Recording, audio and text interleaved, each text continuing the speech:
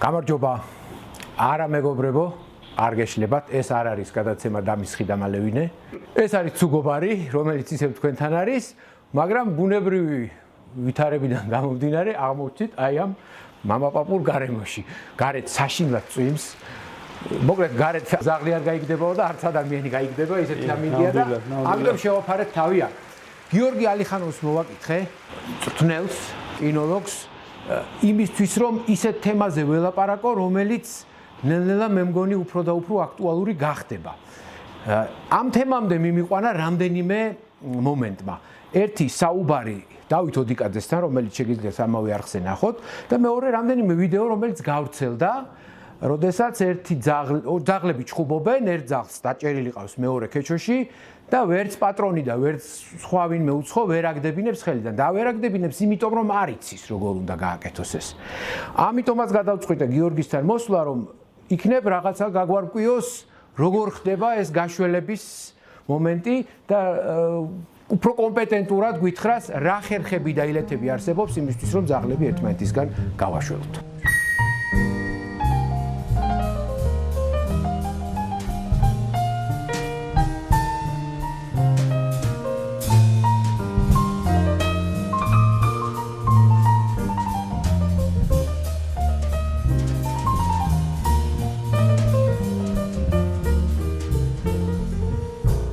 მადლობა მასპინძლობისთვის და მადლობა რომ ეს სარეზერვო ვარიანტი შემოვთავაზე, რათა ჩვენ გარეთ ვაპირებდით. ხშირად ბევრჯერ შეხვედრი ვართ კინოლოგები და აგეს ძვირფასი ადამიანი ჩვენ გვერდზეა. დავიწყოთ, მოდი, სანამ გადავალთ იმაზე, როგორ უნდა მოიქცეთ. კი ბატონო. ვარიანტს გთავაზობ.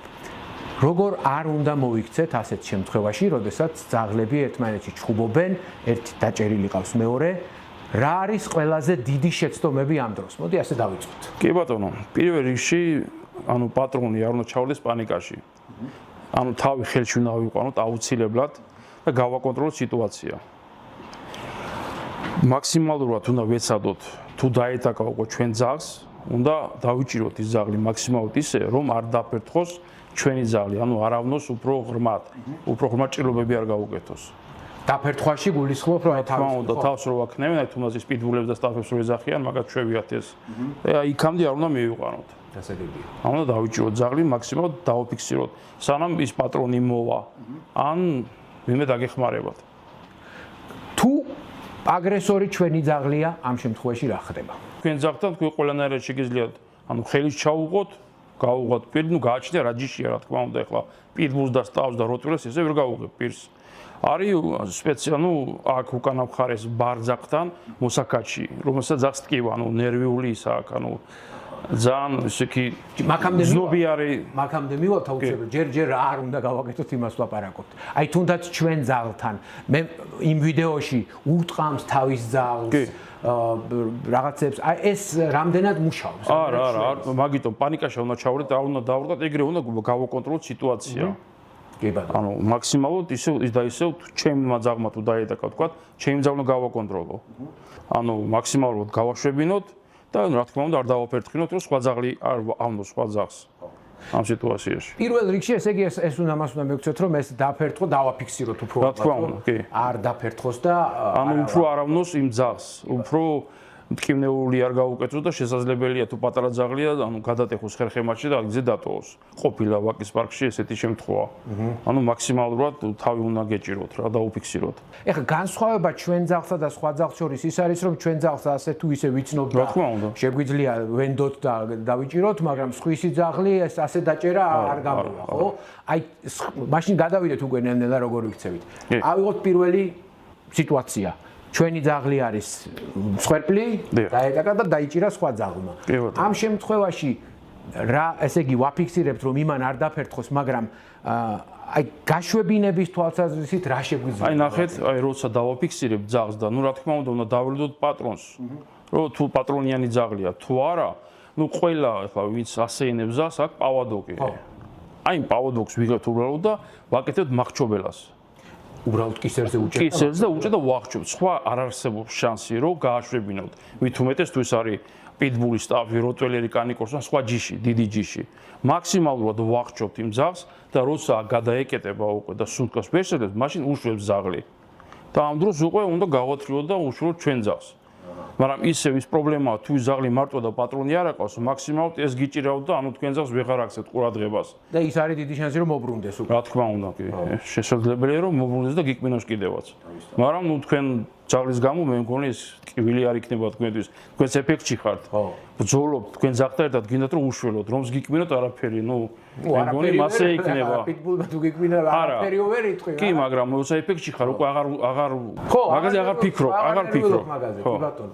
ვიღაცას გაუჩნდება აუცილებლად ეს შეკითხვა. კი. ძაღლს რომ ვახჩობ, დაუშვათ ჩემ ძაღლს ვახჩობ, ვერ სხვანაირად ვერ გავახჩობ. საკუთარ ძაღლს დაეტაკა? საკუთარ ძაღლი დაეტაკა, სხვას ვახჩობ. ამავე დროს იმაზეც ფიქრობ, რომ ძაღლი არ მოკლა საკუთარი, ხო? კი, მეწოდება ის და მინდა გავაშვებინო და დამნაშავედ გრძნო თავს. მაგრამ აი ამითი რამდენად არის შანსი რომ მე ეს ძაღლი არა, ნახეთ, ამით ჩვენ არ მოვკლავთ ძაღლს. ძაღლი, ანუ თქვენც აკონტროლოთ იმას, როცა აღჭობთ ძაღლს, თქვენ უკვე გრძნობთ.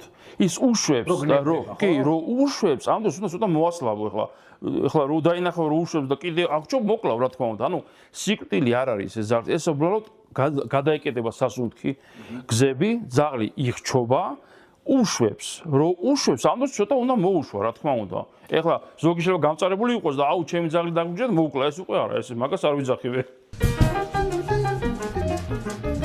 და აი ხა რამდენიმე ვერსია განვიხილოთ. მაგალითად, წყლის დასხმა. ამ ისეთი ვარიანტია. ერთ-ერთი ნაცადი, რომ ცდილობენ წყლის დასხმით გააშველონ. ეს რამდენად მუშაა?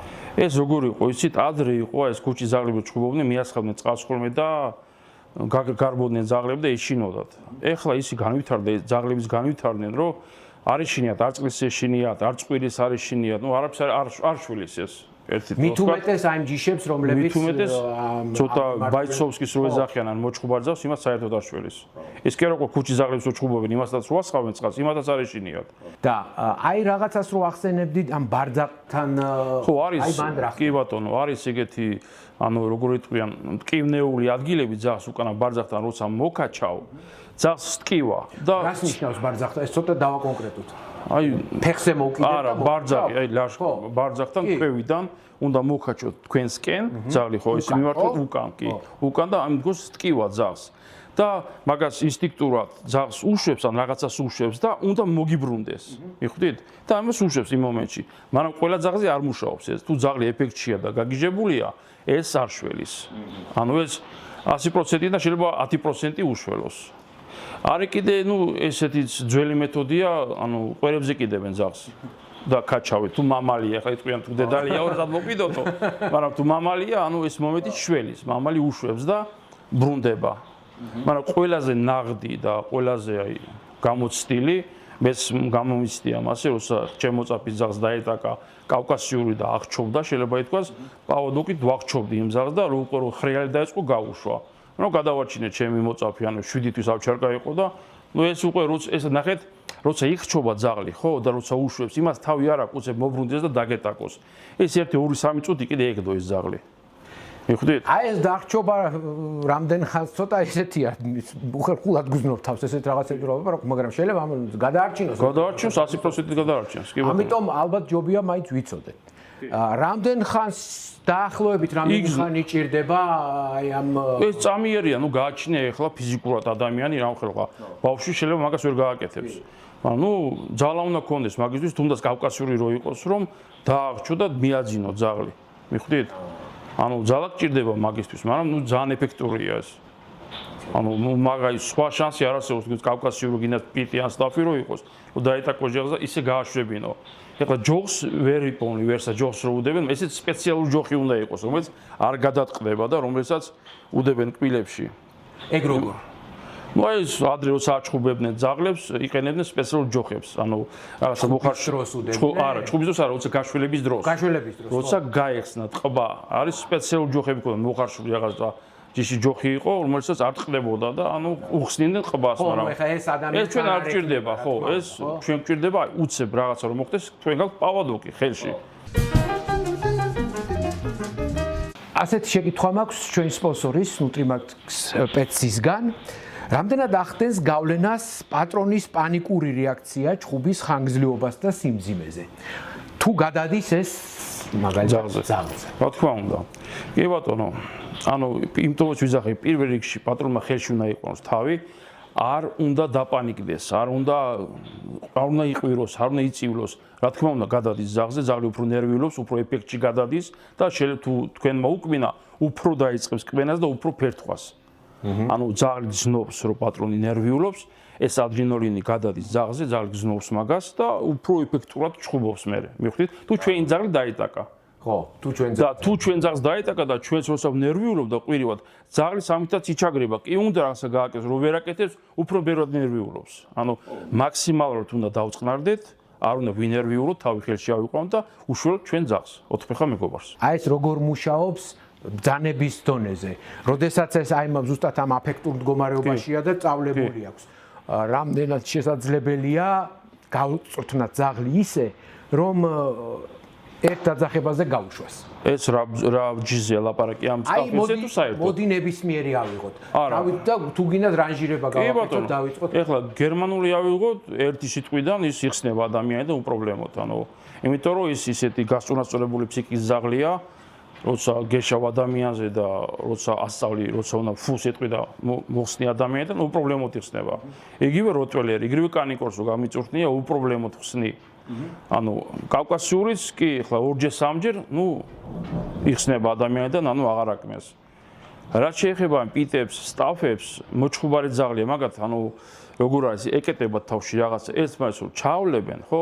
აი ძალიან უჭით გაშვება. მაშინ ლეკობიდა უნდა დაეწყო მაგის გაწურთნა, თუ შენ გაქვს აი მიზანი რომ გაწურთნა ადამიანზე და პირად დაცვაზე. ზაღზე ლაპარაკობთ ზაღზე. ზაღლი სხვა არის, ნახე, ზაღზე ის სხვაზე თემა ირთვება. ადამიანზე დაგეშვა სხვა არის. ზაღლი რომელიც დაგეშილია ზაღზე, ეს ადამიანზე არ წავა. აქ იმდენად დაგეშვაზე არ მაქვს ლაპარაკი, რამდენადაც იმაზე რომ კონფლიქტში შევიდა და მე უბრალოდ მაქვს იმისი ავტორიტეტი, რომ ერთი დაძახებით გავაშვებინო. ეს ლეკობიდან უნდა იყოს გაწურთნილი ზაღლი აუცილებლად. აი ეს ბრძანება ფულს, მე რო ვიყვან ზაღს და ლექს რო ავიყვან, პირველ რიგში ვასწავლი, რომ არ შემომახდეს, ან დისკომფორტი არ ქონდეს და მეორედ კიდე ამ ბრძანება ფულს. რაღაცას რო აიღებს, ან ამგზალავი ბრძანება ყველაფერზე. თუნდაც ზაღზე გაიქაჭოს ადამიანზე ან რაღაცა რო აიღოს, ფულზე აკეთებს, ეგრევე ანუ ეშვება. ანუ ვეუბნე ფულს, არ იღებს ძირიდან ფულს, არ მიდის ადამიანზე, არ მიდის ზაღზე. აი ეს ძალიან მნიშვნელოვანი ბრძანება და ეს მუშავდება ლეკობიდან. მოდი ახლა ესეთი სიტუაციაც ავიღოთ. არც ერთი ზაღლი არ არის ჩემი. მაგრამ შემეწოდა ერთი, იმიტომ რომ მეორე ჩაგრავს, დათრეული ყავს. რაღაცა მინდა გავაკეთო რომ გავაშვებინო. რომ დავეხმაროთ, ხო? დავეხმარო ამ ზაღს. აი აქ რა შეიძლება მოვიფიქრო? ისეთი რომ არც მე დავზიანდე და ის ზაღლის გადავარჩინო. ნუ ნახეთ, თუ ისეთი მომენტია, ვთქვათ, არა, გააჩნია ჯიშკი და ეხლა თუ კავკასიურები ჭუბობენ, მან ვერ ჩავერევი მე და ვერც ერთი კინოგი ვერ ჩაერევა დამიჯერეთ. მაგრამ თუ ესეთი საშუალო ჯიში ზაღლია და მე ვხედავ რომ მე შევძლებ დაკავება ძალით მაგათის. მე ჩავერევი რა თქმა უნდა გავაშველებ მაგას. ისევ იმ ბარძაკთან. არა, ნუ ბარძაკით ან დაწოლით რაღაცა, ნუ ძალა ჭირდება მან. დაწოლაში რაც გულისხმობ, ეგ რაღაც ახალი მეთოდია კიდე. არა, დაწოლა ნახეთ როგორ ხდება, რომ დააწვენ ორივე ზაღლი დაიმორჩილო დაბლა. არ მისე უფლება არც ერთმა დაფერთხას, არც მეორემ. ამაში ძალა გჭირდება. მიხვდით, ეხლა თუ მე შევხედე რომ მე ჩემი ძალა შეძლებს მაგას, მე ჩავერევ და ეხლა თუ კანიკორსოები და კავკასიურები ჭუბობენ, დინოზავრები ნუ ვერა, რა თქმა უნდა, ეხლა თრად ისეთი კინოლოგიც არა ვარ მე. ჩემს ბავშვობაში არა, უფრო მოზარდობაში ალბათ გამოჩნდნენ პირველად ბულტერიერები. კი ბატონო. ეხლა რატომღაც აღარ არის ესე მოდაში. აი რაღაც მომენტში აბსოლუტურად ესეთი ხალხისთვის რაღაც წარმოუდგენელი უცხო ფორმის ზაღლი იყო, ჩვენ სხვა ზაღლებს ვიცნობდით მანამდე.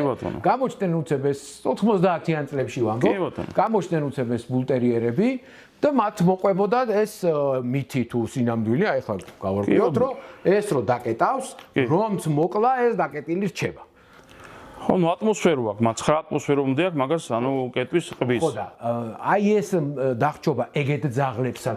კი, შველის კი. კი, იმიტომ იხჭობა, ანუ რა ზაღლიც არ უნდა იყოს, როცა აღჭობ, ყველანაირად ანუ მას ისავს რა, დუნდება ზაღლი, ნახეთ, ნუ გინდა და ამიაზი, ვიზეს გინდა წაიღო, როცა იხჭობა, დუნდება. ტანი დუნდება. ესე იგი ეს მაინც ტყუილია, რომ თუ კუბასაც კი დარჩება, არა, ტყუილია. რა თქმა უნდა, ეს კუნთები უნდა. კუნთი მოდუნდება, ეს გაუშვებს და ამ დროს მე ისე ვიძახი, უნდა ცოტა მოუშვათ, რომ არ მოკლათ ზაღლი. ეს თემა, სხვა არაფერი. ზაღლის სიკვდილი ჩვენ არ გვინდა. და ანუ მე კიდე ეს ვიტყვი რა, იძახიან რომ აი პიტები, სტაფები კი არის მებრძოლე ზაღლი, მაგრამ ნუ გააჩნია კიდე როგორ გაწვრთნი ზაღს, როგორ აღზდი, მიხვდით? კი, მაგათ გენში უზით ეს ჩხუბი, ყველაფერი, მაგრამ ნუ გენეტიკა ნახეთ, როცა მრავლდება და როცა რა ჩხუბებ, ეს ნელ-ნელა უკვე კვდება. ნუ მაინც ურჩევ ხალხს ამ მოჩხუბარი ზაღლების, ანუ ბაიცოვი ზაღლებს რო ეძახიან, ვისაც ბავშვები ყავს, ვისაც ეხლა ნუ ესეთი ოჯახი ყავს, მოერიდონ. ან თუ აიყვანენ, წაიკითხონ, კონსულტაცია გაიარონ კინოლოგთან და აუცილებლად კინოლოგთან მიიყვანონ. ამ იმ სპეციალისტთან, ვინც ასწავლის, კი არ გაუწვრის, ასწავლის, როგორ აღზარდოს ზაღლი, რომ მომავალში პრობლემა არ იყოს. თორე ყველა ზაღლი ჭკვიანია, ყველა ზაღლი იწვრთნება და არც ერთი ზაღლი არ არსებობს დებილი. დებილი ეს არის, დებილი ის ჭკვიანი. არა, ყველა ჭკვიანი ზაღლია. უბრალოდ სწორი აღზრდა სჭირდება მაგას, სხვა არაფერი. არის რამე რითაც შეგვიძლია აი ეს ჩხუბის მოთხოვნილება ჩავუნაცვლოთ?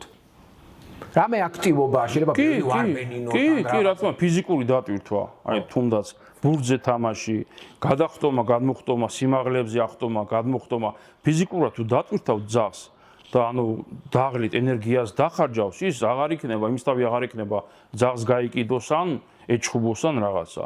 ეს ისევ და ისევ ადამიანზეა, მიხვდით?